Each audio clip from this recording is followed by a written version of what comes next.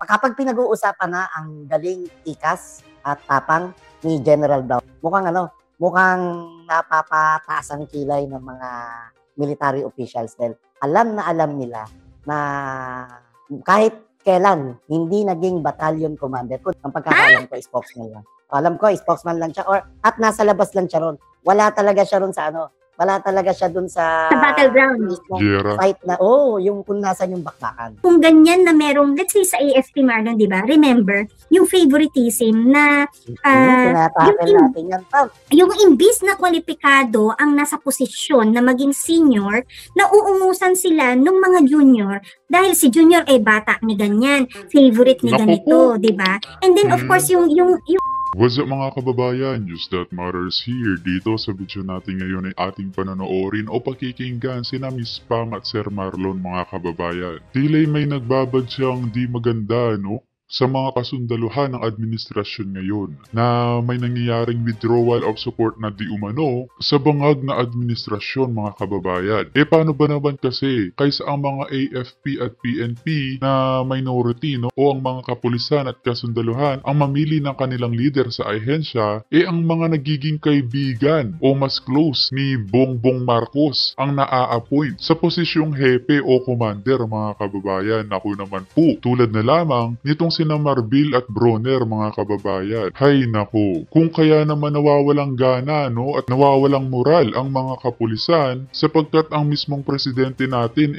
hinahayaan niyang gumana o sa madaling salita ang may kapit sa kanila. Nawawalan na nga ng integridad mga kababayan. Na ito pa lang si General Bronner sundalong kanin di umano. Na kapag sinabing sundalong kanin mga kababayan, ni isa hindi naranasan na makipagsapalaran sa actual combat, kundi puro lang ito sa barracks o office. Kung kaya't katakataka sa mga minority ng AFP kung bakit naupo ito bilang AFP chief ng nasabing ahensya. Hay nako, na kung siguro ako'y nasa posisyon din ng mga kumakandidato bilang hepe, masasabi nating unfair nga to, na dahil lang sa may kapit itong si Bronner, siya na agad ang upo na hindi man binis sa experience, lalo na't wala naman pala itong karanasan sa actual combat o gera di umano. Hay nako, kaya hindi rin natin sila masisi kung ang kanilang isip ngayon i-withdraw ang kanilang suporta sa bangag na administrasyon. Pero bago ang lahat mga kababayan, huwag niyo po sana kalimutang mag-like at subscribe para updated ka sa mga uploads ko araw-araw. At yun na nga mga kababayan, kaya pala ganun na lang magsalita nung sina Captain Dado at Captain Bukay. Walang believe dito kay Bronner dahil alam nila na sundalong kanin lang pala talaga ito, na hindi kamukha nila na may eksperyensa sa battlefield. Dagdag pa rito na kaya ba si Bongbong Marcos ang nag-a-appoint sa mga nagiging hepe para kontrolin ang mga ahensya na walang magiging hakbang na laban sa kanya, lalo na't alam naman natin na ang mga kasundaluhan at kapulisan may kapangyarihan yan na umangklas sa gobyerno. Grabe naman kung ganun. Kung kaya naman hindi ko na patatagalin pa mga kababayan, heto na ang buong video. Si Compoundel, very good yung very good yung term mo. Ginamit mo yung tamang term, sumuko at hindi nahuli. Sumuko talaga. And hanggang ngayon, anyway, tama-tama yung title mo. Actually, bago mo yung title, yung anggulong yan. Hanggang kagabi, yung mga kausap kong tropa, nagagalit at nadidismaya kung sa pagiging credit grabber ni DILG Secretary Bernard Abad and kahit si General Torre, may wala man lang daw delikadesa para akuin na sila ang nagpasuko kay Pastor Apollo Kibuloy, samantalang alam na alam sa Intel community, alam na alam hindi lamang sa isa, sa buong Armed Forces of the Philippines na isa sa naging instrumento dun sa pagsuko ni Pastor Apollo Kibuloy ay si Governor Edwin. Kuya Edwin. Si Kuya Gob Jubahid, di ba? Oo. Siya si Kuya Gob. Si Kuya Gobwin, siya yung kung matatanda mo, siya yung best friend ni Sap Anton Lagdameo.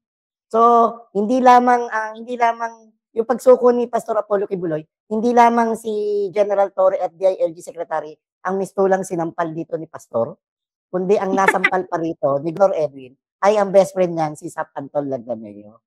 Alam mo Ayun. Marlon, just a quick recap on the KOJC Pastor Apollo Kibuloy saga or issue na yan. I think tama yung mga interpretation ng marami na parang they gave time for the government to do their duties well. But hindi yon nag-reflect sa haba ng panahon na hinintay nila na maging legal sa mga proseso, maging legal sa mga pakikiusap. But instead, what happened there was, alam mo yun, they saw the opportunity to take over the property, tapos babuyin ito, hindi irespeto yung mga miyembro, and then yung augmentation ng forces ng police, Marlon, lumaki Tama. ng lumaki, tapos nawawala yung karapatan ng isang Pastor Apollo Kibuloy dun sa mga ganap na dapat mabigyan siya ng pagkakataon na sumuko. Pero hindi kasi yun ang inasikaso nila eh. Mas inasikaso nila, Marlon, yung iba ba ang intention. Sobra Minsan nga,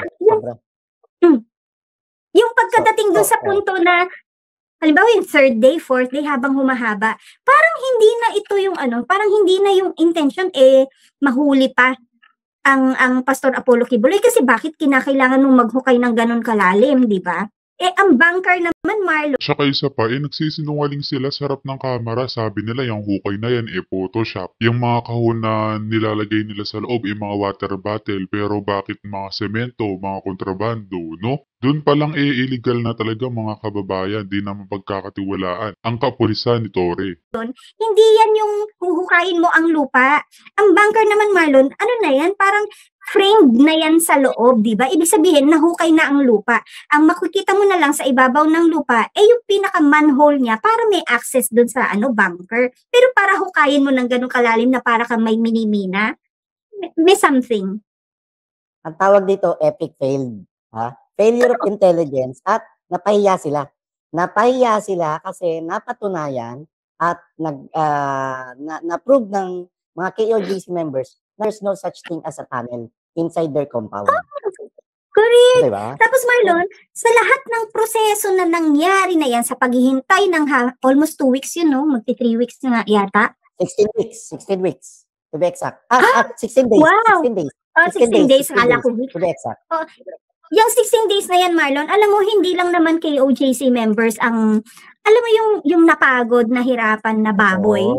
Totoo. Pati yung mga uniformadong pulis o militar na sumaklolo sa loob. Kaya nga. Mismo. Lalo yung mga pulis na napipilitan Mga matitinong pulis, ha? napipilitan na gawin nila yung trabaho nila kahit na ayaw nila. Dahil lang sa dikta na mga abusadong opisyales nila. Yun nga, Marlon, tapos kumalat ang isang open letter mula sa mga PNP, no, na hindi nalabag sa kalooban nila ang gawin yung mga ganong mga pag-uutos na ibinaba sa kanila ng kanilang mga leader, no, or yung sa ulo nila na nakakataas. Kasi hindi nga naman sila binigyan ng dangal doon sa una-una, yung uniforme nila hindi nirespeto. Yung bang dangal ng ahensya na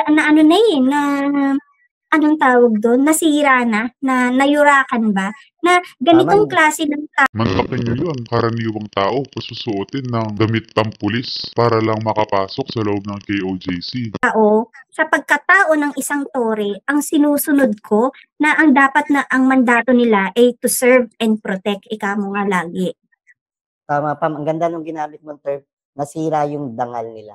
Nasira yung tinanggalan sila ng dignidad, tinanggalan sila ng pagmumukha na para ipakilala nila yung mga ranggo nila at uniforme nila, na kaya nila sinusuot yung mga uniforme yun at yung tsapang yun ay para magsilbi sa bayan, pero ang totoo ay ang pinagsisilbihan nila ay interest lamang ng iilang politician. Ganon din, Marlon, na umiinit or nagsisirculate ang mga open letters naman from our military personnel, Marlon, na di umano'y dapat mag-withdraw ng support sa isa, I believe, una sa kanilang chief na si Chief Browner. Alam mo ba, Marlon, itong si Chief Browner pala, sadyang studios, pala-aral pala ito. Correct. Nabanggit na natin yan, nakaraang vlog natin. Oo, paypayan lang din natin ulit na pala-aral ito to the point na yung pagiging studios niya or gusto niya laging ina-upskill yung knowledge niya, Marlon, naging excuse niya na hindi siya bumaba sa battlefield, sa grounds. Lagi ang gusto, di ba? Lagi ang gusto nito meron siyang college or university boy complexion na gusto kakinis-kinisan lang ang kutis na hindi ito bumababa sa lupa o kung nasaan ang labanan dahil lagi itong nagtatago sa need to study na nakakulong sa isang air-conditioned room. Pero ang catch dito, Pam, alam mo ba, sa bawat mga military officials, particular na yung mga nasa full colonel and nasa lalo yung mga may star na sa balikat, yung mga generals. Resume nila na dapat naging battalion commander sila, na dapat napasabak sila sa engkwentro o digmaan sa kabundukan or mga rural area. Ano nila yon? Pinaka-ano nila yon, Pam? Pinaka-pride nila yon. So, Chapa, hindi naman sa... Chapa nila yon. Pride nila, badge of honor nila yon. Na ano ba to? Na dinanas ko to. Walang iniwan to, Pam, sa at ganito rin yung yabang ng mga Pratman na hindi naiintindihan ng mga barbarian na Pratman. Kasi na-survive namin tong ganitong klaseng gera at pagsubok. So, kapag pinag-uusapan na ang galing, tikas at tapang ni General Brown, mukhang napapataas ang kilay ng mga military officials dahil alam nila na kahit kailan hindi naging battalion commander. Kung naging battalion man, short term lang. Hindi talaga siya yung napasabak. At yung pinaglaki niyang Marawi Siege, spokesman lang siya ron, alam ko.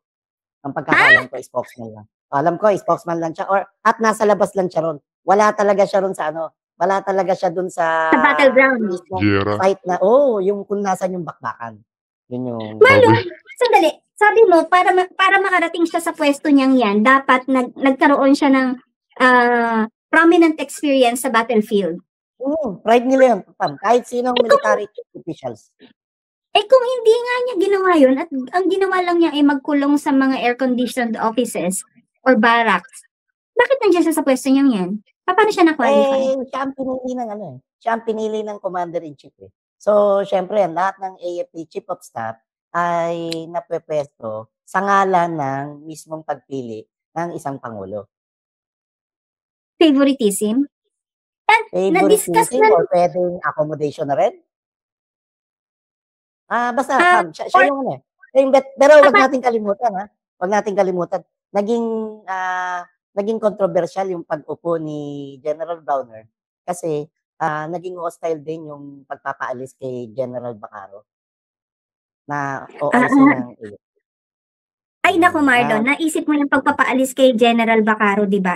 Kahapon lang din naman, nagulat ako dun, Marlon, nagmo-monitor ako ng hearing ni Alice Guo. Tapos, binreaking news ng isang Senator Tolentino na si Tansingco ay napalitan na habang siya ay nandun sa hearing proper at alam mo yung as a resource person. So, ang sakit kay Tansingco nun, kasi nalaman niya pa, wala man lang, yung katulad nung nangyari sa'yo, na although yung sa'yo, ang nagbigay ng, di ba, ang nagpasabi sa'yo, yung EA ni Cheloy, yun sa kanya, nalaman na lang niya sa media. Actually, bago i-break yun si Senator Tolpam, mga ilang minuto pa nare-receive ko ng report niya. Hindi ko lang sa'yo ma-text kasi nakatutok ako. And good thing, na itanong ni Senator Tol, at siya yung nag-breaking news noon. And makikita mo yung tsura ni Commissioner Norman Tansingco. Pero para kung meron lang tayong share na kwento. Si Norman Tansingco, hindi siya bata talaga. Noon pa, hindi siya tao ni Justice Secretary Boying Rimulya. Oo, tao siya ni House Minority Leader Marcelino Nonoy Libanan na in-accommodate lang. Actually, nung pagkakaalam ko, nung taking niya, nung napwesto siya 2 years ago, hindi rin siya inattend, hindi siya pinuntahan ng isang justice secretary na siyang superior niya. So, Kung sa pang-tao-tao na naman to. nakahanap ng butas ngayon si Secretary Boying Remulla para sibakin at para udyukan si PBBM na sibakin na si Norman Tansinko. Actually, Marlon, ang tawag dito, nung kinonfirm din naman ni Mr. Tansinko na siya nga ay na-relieved na sa duty, ang sabi lang niya ay, I believe so because I only see it on social media postings. Yes. Di ba?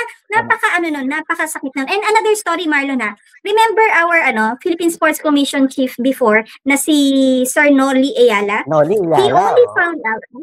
He only found out being relieved of duty habang siya ay nandun sa opisina niya mismo sa sa Philippine Sports Commission at tinawagan siya ng records office or records section nila na nakaka-receive ng mga appointments para sabihin, "Sir, napalitan ka na.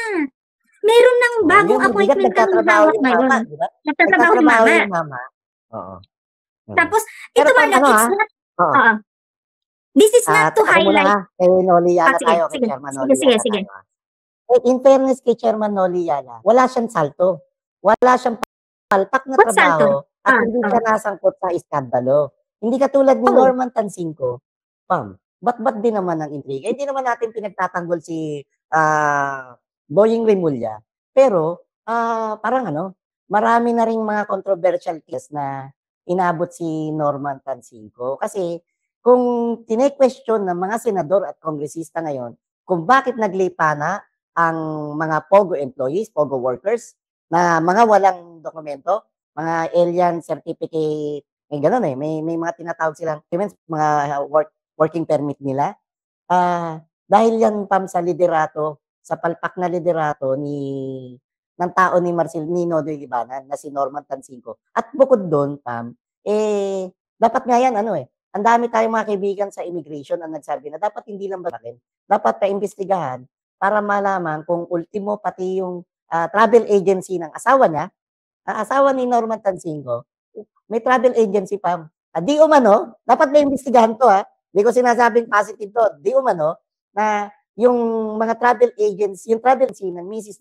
Norman Tansinko, yun ang mga nagpa-process ng mga papeles, ticket, at iba pang dokumento ng ilang POGO employees. Kaya ulitin ko, dapat may imbestigahan to at kung mapatunayan na merong conflict of interest na nangyari, kaya sandamakmak ang mga POGO employees sa Pilipinas, dapat hindi lang basta sibakin si Norman Tansinko, kundi dapat kasuhan din siya. Kaya maaring may similarity sila dun sa nangyaring pagsibak, pagtanggal sa pwestos kay Sports Commission Chairman Noli Ayala. Pero malayo, Pam, kasi si Chairman Noli Ayala walang indulto sa trabaho. Hindi siya nasangkot sa kontrobersya at hindi nasangkot sa anomalya. Samantalang kung ikukumpara kay Norman Tansinko, bat-bat ito ng intriga at kontrobersya. Yun din naman yung gusto kong sabihin kanina, Marlon, no? Na ang hindi natin hina-highlight dito kung yung yung emotion or kung ano yung kinai-involvean ng mga taong nire-relieve of duty. Ang hina-highlight kasi natin dito is, Marlon, it's the disrespectful manner of being relieved. Kasi you have to give it to the people na aalisin mo, na at least unang-unang harapin mo, kausapin mo, i-discuss mo kung ano ang rason bakit. Diba? Maybe there will not be a chance to negotiate kung ano yung dapat na, halimbawa ako, ito po ba yung nagawa ko? Baka po pwede kong pagbutihan or bigyan niyo po ako ng mga pagkakataon ulit. Hindi yung ganun kasi kung nire-relieve ka nga of duty, ibig sabihin you've lost the trust and confidence of the president in you. Diba? Sige, sabihin na natin ganun, but they owe it to that person or to anyone to talk to them face to face, not in a disrespectful manner na makikita mo na. Let's say with Noli Ayala, nakaupo yung mama, nagtatrabaho, biglang yung record sasabihin, wala ka na sa duty pala, iba na ang chairman namin. Dito kilalang dito kilala ang Marcos administration sa pagiging bastos nila sa kanilang opisyales. Tama yun, sabi mo, ibigay yung respeto at dapat ibigay yung tinatawag na basic courtesy. Totoo, Marlon. Tapos, alam mo, kaya ngayon, hindi ko masisisi or I think anyone, hindi nila masisisi ang PNP or ang AFP if they withdraw support dito sa gobyernong ito. Mismo pang, yung binigay mong natanggap ko rin yan. Kaya nga. Yung binigay mo. So, kumakalat na yan, no? Pwede mong basahin para ma-share natin dito sa mga atetet ka-ebo natin. At Alex Bedward, 123, H2. Yan. Magpasalamat ka muna, Marlon. Oo. Habang bubukas ako. Para habang hinahanap mo, no? Marlon, anong ibig sabihin yan? Sundalong kanin. Sundalong kanin din pala yan si Browner. Sorry sa mga sundalong kanin. At pagkakaintindi ko dyan, ito yung mga sundalong ang trabaho lang na taga-saing sa field. Pero at least nasa field. Oo, sila yung sige, magsaing ka ron. Kumbaga taga-kape ka. Timpla mo akong kape. Ganon. Yung pagkakaintindi ko, makamali ako naging defensive. Sundalong kanin. Sundalong kanin. Wala siyang ibang trabaho sa kampo nila, kundi taga-saing lang. Parang striker. Kagaya ng sinasabi tungkol sa ating mga opisyal na, alam mo na, yung mga natag kay Atty. Vic Rodriguez na ang skills lang naman daw natin ay kumuha ng pagkain sa pantry. Wow. Wow, ha? Good luck sa kanya. Correct, di ba? Hiyang-hiya naman kami sa inyo.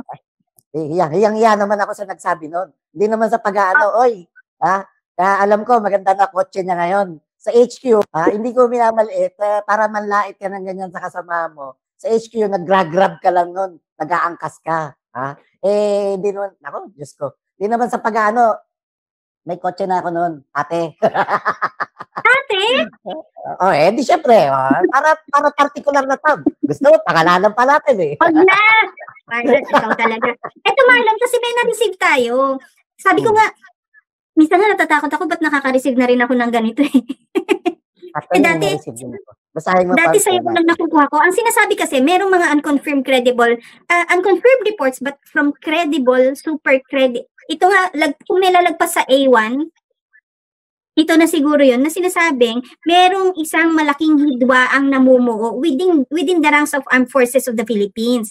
High-ranking military generals are said to be withdrawing their loyalty to Commander Uy. I don't think we should read this one in public. Baka it was meant to be sent privately, Marlon. But then ako, ang sinasabi ko lang naman dito is, kung ganyan na merong, let's say sa AFP, Marlon, di ba? Remember, yung favoritism na, natin yan, Pam.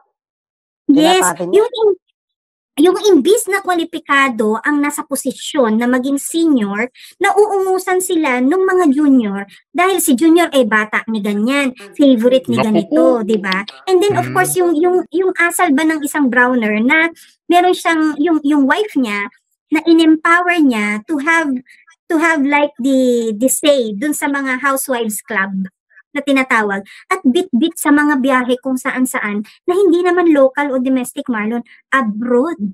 Foreign trips, di ba? Kaya nga, foreign trips, Marlon, na laging bit-bit. Ito yung biyaherong general, no?